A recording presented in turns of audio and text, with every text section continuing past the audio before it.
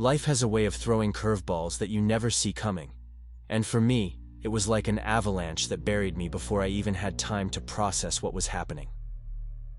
My name is Unity Lindsay. I'm 34 years old and live in a small, picturesque town in Norway. Life here is serene, with snow-dusted mountains in the winter and lush green landscapes in the summer.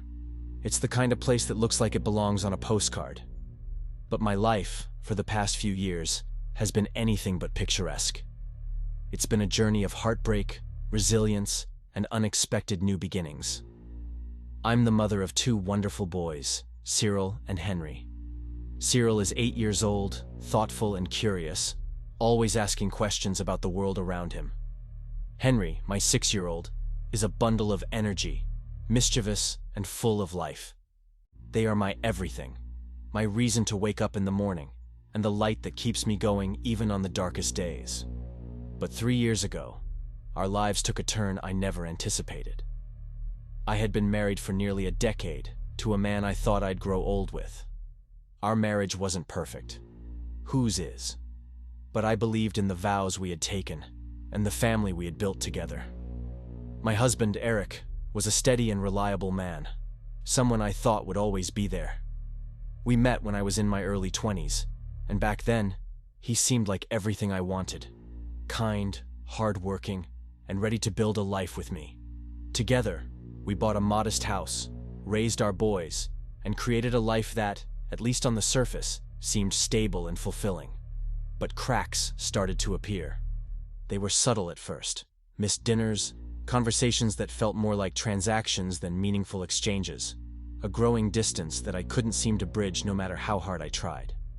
I told myself it was just a phase, that every marriage goes through ups and downs. But then, one evening, everything changed.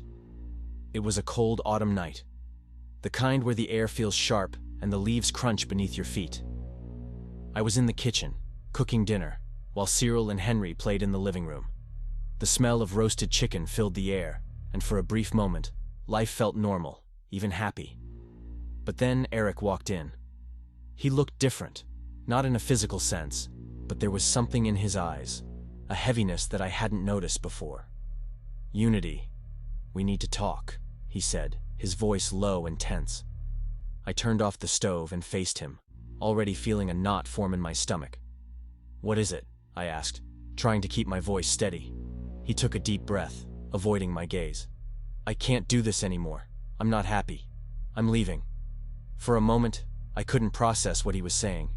It felt like he had dropped a bomb, and I was standing in the aftermath, trying to make sense of the destruction.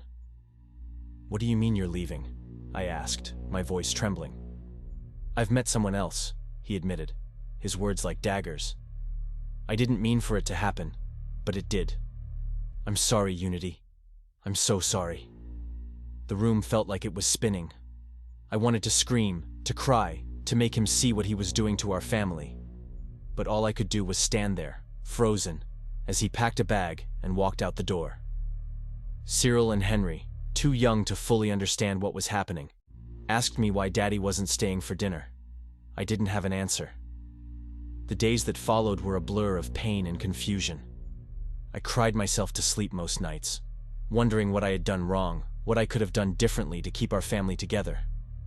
But no matter how much I tortured myself with those questions, the reality was that Eric had made his choice, and I was left to pick up the pieces. I had to find a way to move forward, not just for myself, but for Cyril and Henry. They needed me to be strong, to be their rock in the storm. I found a job at a local bakery, a small but cozy place where the smell of freshly baked bread and pastries filled the air. It wasn't what I had envisioned for my life, but it was enough to keep us afloat. I learned how to fix leaky faucets, how to budget every penny, and how to navigate the challenges of single parenthood. But even as I rebuilt our lives, there was a loneliness that lingered. I missed the companionship, the feeling of having someone to share my life with. I told myself I didn't need anyone, that I could be strong on my own. But deep down, I longed for connection, for someone who could see me, not just as a mother, but as a woman. And then, one sunny Saturday morning, everything changed. I had taken Cyril and Henry to the park, a sprawling green space with a playground, walking paths, and a small lake where ducks paddled lazily in the water. The boys were full of energy, running around and laughing as they climbed on the jungle gym. I sat on a bench, sipping my coffee and watching them play, when I noticed someone sitting on the grass nearby.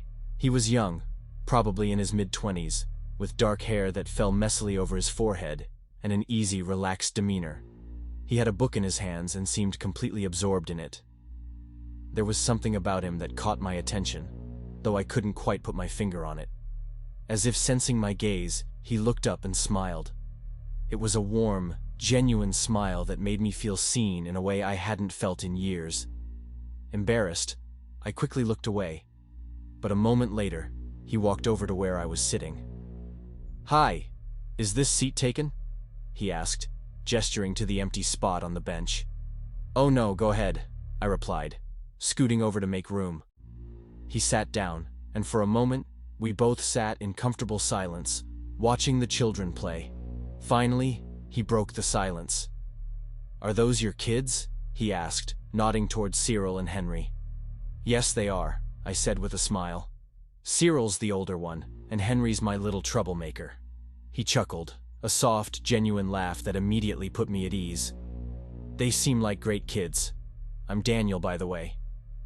"Unity Lindsay," I replied, shaking his hand. From that moment, our conversation flowed effortlessly. He told me he was a college student, studying literature, and had recently moved to the area to live with his aunt while finishing his degree.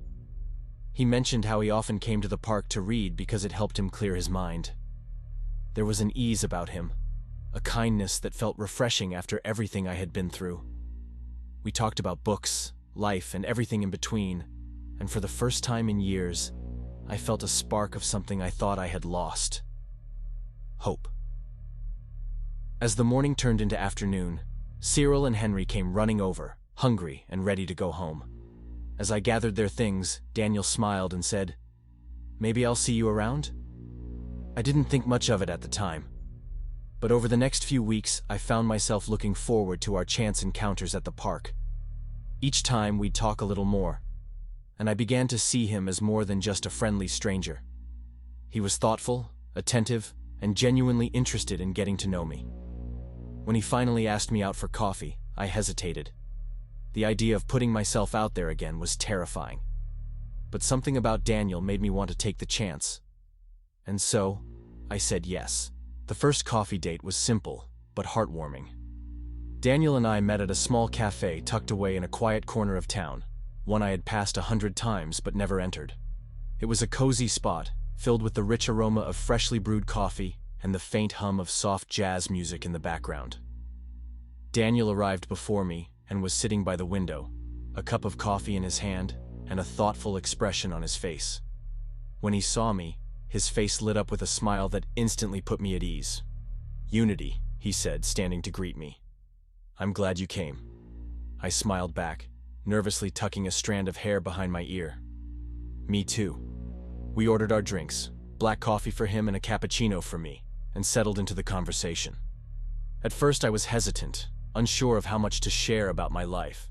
But Daniel had a way of making me feel comfortable, as if I could tell him anything, and he would listen without judgment. He asked me about my job at the bakery, about Cyril and Henry, about my favorite books and movies.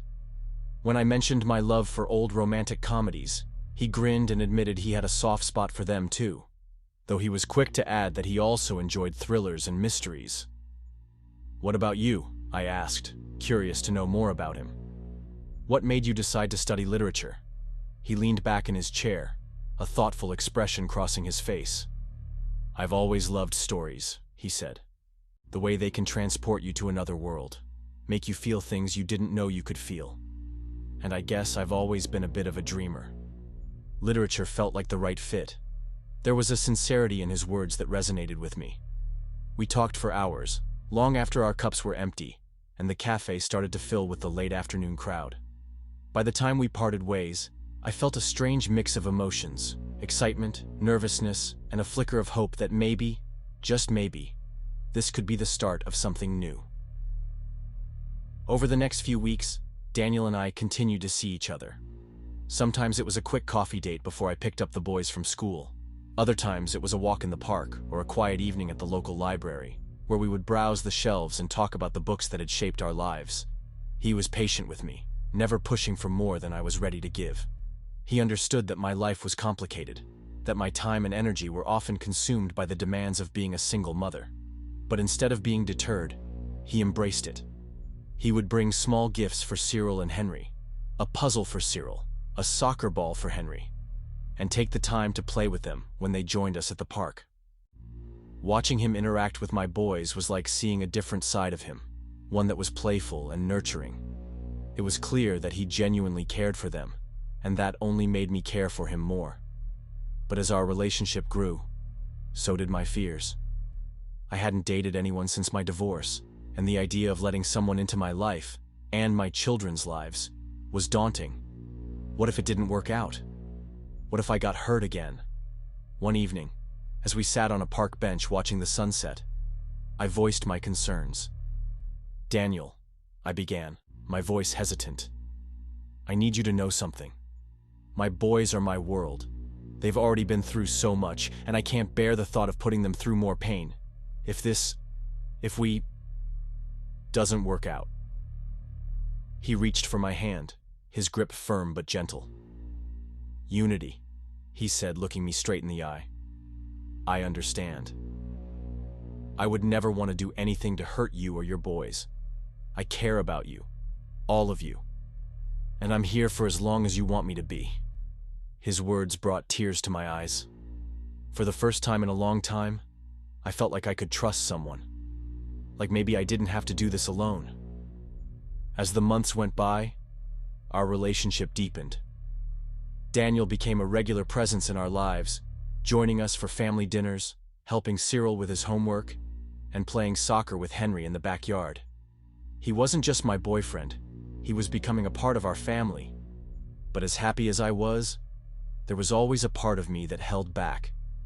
A small voice in the back of my mind that reminded me of the pain I'd been through. I tried to silence it, to focus on the present and the joy that Daniel brought into our lives. But the scars of my past were not so easily ignored. One evening, as we sat together on the couch after the boys had gone to bed, Daniel turned to me and said, "Unity, there's something I need to tell you." My heart skipped a beat. "What is it?" I asked, bracing myself for whatever was coming. "I've been offered an internship," he said, his voice tinged with both excitement and hesitation. "It's a great opportunity, but it's in Oslo." Oslo. The word hit me like a ton of bricks. It wasn't just a different town, it was a different life, one that didn't include me or my boys. "When would you have to leave?" I asked, my voice barely above a whisper. "Next month," he admitted. "But Unity, I don't want to lose what we have. I care about you so much and I want to find a way to make this work." His words were sincere, but they didn't erase the reality of the situation. I knew that long-distance relationships were hard, especially when children were involved. And as much as I wanted to believe that we could overcome the challenges, a part of me couldn't ignore the fear that history might repeat itself. For the next few weeks, we tried to navigate the uncertainty of what lay ahead. Daniel assured me that he would visit as often as he could, that he was committed to making our relationship work. But as the day of his departure approached, I couldn't shake the feeling that our time together was running out. On his last night in town, we sat together in the living room, the boys fast asleep upstairs. Daniel held my hand, his eyes filled with emotion as he said, "No matter what happens, Unity, I want you to know how much you mean to me. You've changed my life in ways I can't even begin to describe." I wanted to believe him. I wanted to hold on to the hope that we could make it through this. But as I watched him walk away the next morning, suitcase in hand, I couldn't help but wonder if this was the beginning of the end. It's strange how quickly life can change, how moments that feel like stepping stones turn out to be crossroads. Saying yes to coffee with Daniel had been one of those moments. At first I was cautious, keeping my heart guarded. I'd been hurt before, deeply, and the thought of opening myself up again was terrifying. But Daniel was persistent in the gentlest way, breaking down my walls brick by brick with his kindness and patience. Our coffee dates became a regular thing, and soon, it wasn't just coffee. We started taking the boys to the zoo, hiking trails, or just having lazy afternoons at the park. He never tried to replace Eric in Cyril and Henry's lives, but he was present in a way Eric never had been. He played tag with them, helped with their homework, and listened to their endless stories with genuine interest. Watching him with my boys filled my heart in ways I hadn't thought possible. Still, as much as I wanted to embrace this new chapter, there was a voice in the back of my head reminding me to be careful. I kept telling myself that it was too soon, too good to be true. What if Daniel was just another Eric in disguise, someone who would eventually leave and shatter the fragile life I'd rebuilt? But Daniel wasn't Eric. Slowly, I began to trust him, to let him in. One night, after the boys had gone to bed, we sat on my porch, wrapped in blankets and sipping hot chocolate. The stars above were scattered like diamonds across the inky sky, and the air was crisp with the chill of early winter. "You're incredible, Unity," he said, his voice quiet but firm. I laughed softly, shaking my head. "You don't know everything. I've made mistakes. I'm not as strong as I seem." He turned to me, his eyes searching mine. "You've raised two amazing boys on your own, held your family together through heartbreak, and found a way to smile despite everything. If that's not strength, I don't know what is." Tears welled up in my eyes, but for the first time in years, they weren't tears of sadness. They were tears of gratitude, of hope. Months turned into a year, and our bond deepened. Daniel became a part of our lives in ways I hadn't expected. When Cyril had his first big soccer game, Daniel was there, cheering louder than anyone else in the stands. When Henry fell off his bike and skinned his knee, it was Daniel who carried him home, whispering silly jokes to distract him from the pain. I found myself falling in love, not just with Daniel, but with the life we were building together. And yet, there were still moments of doubt. Eric's betrayal had left scars that ran deep, and I worried about how my boys would feel if things didn't work out with Daniel. Those fears came to a head one evening when Eric unexpectedly showed up at my door. It was late, and I was tucking the boys into bed when I heard the doorbell. I wasn't expecting anyone, so I was surprised to see Eric standing there, a nervous, almost desperate look on his face. "Unity," he began, his voice shaky. "I need to talk to you." I stepped outside, closing the door behind me. "What do you want, Eric?" I asked, my tone sharper than I intended. He sighed, running a hand through his hair. "I've made a lot of mistakes. Leaving you, leaving the boys. It was the worst decision of my life. I thought I wanted something different, but I was wrong. I want to come back. I want to fix things." I stared at him, stunned by his audacity. "You think you can just walk back into our lives after 3 years? After everything you put us through? Unity, I know I don't deserve it, but I'm asking for another chance, for the boys' sake, if nothing else." His words sent a surge of anger through me. "You don't get to use them as an excuse," I snapped. "They've been through enough, and so have I. We've moved on, Eric. I've moved on." He looked as though I'd slapped him. "Is it because of him? Because of that kid you're seeing?" My hands clenched into fists. "His name is Daniel, and yes, he's part of it. But this isn't about him. This is about you and the choices you made. You don't get to rewrite history just because you're unhappy with how things turned out." Eric didn't respond, his shoulders slumping in defeat. After a moment, he nodded and walked away, leaving me standing on the porch, my heart pounding in my chest. When I went back inside, Daniel was waiting in the living room. He must have seen the look on my face because he immediately came over and wrapped his arms around me. "Are you okay?" he asked softly. I nodded, leaning into his embrace. "I am now." In the weeks that followed, Eric tried to reach out again, but I stood firm. He had made his choice, and I had made mine. My focus was on the future, not the past. That spring, Daniel and I got married in a small, intimate ceremony by the lake where we had first met. Cyril and Henry served as our ring bearers, their smiles lighting up the day. As I stood there, Holding Daniel's hand and looking into his eyes, I felt a sense of peace and happiness that I hadn't known in years. Life wasn't perfect, and I knew it never would be. But it was ours, and it was beautiful in its own messy, imperfect way. Together, we faced the challenges that came our way, building a life filled with love, laughter, and resilience. And so, in the end, the avalanche that had buried me wasn't the end of my story. It was the beginning of something new, something unexpected and wonderful. Life has a way of surprising you, and sometimes, those surprises turn out to be the greatest gifts of all.